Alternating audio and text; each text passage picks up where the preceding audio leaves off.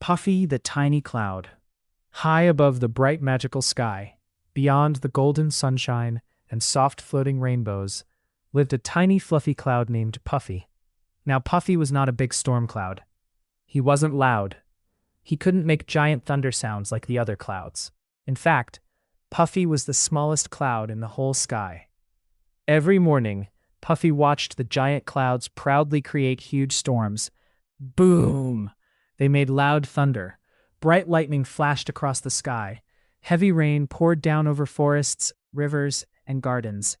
The big clouds loved showing how strong and important they were. And Puffy wanted to be just like them. But whenever little Puffy tried making rain, only tiny little drops came out. Drip, drop, drip. That was all. One bright afternoon, Puffy floated nervously toward the giant clouds while they practiced their storms together. The clouds spun proudly through the sky. Rain crashed loudly below them. The whole sky rumbled with thunder. Puffy smiled hopefully. Maybe today would finally be different.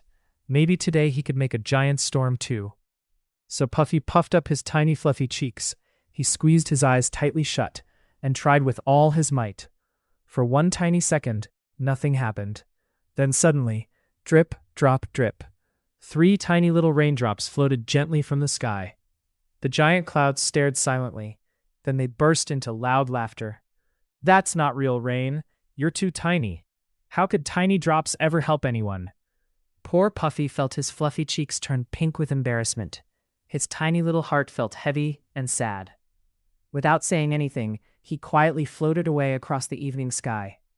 The sunset painted the clouds soft pink and orange colors. Tiny sparkling tears rolled down Puffy's cheeks while he drifted alone through the sky. Maybe they're right. Maybe I really am too small. But then, something below caught Puffy's attention. Far beneath the clouds sat a tiny little garden beside a small cottage. Most of the garden looked bright and colorful, but in one quiet corner stood a tiny flower drooping sadly beneath the hot sun. Its petals looked dry, its leaves bent weakly toward the ground. Even the butterflies had stopped visiting.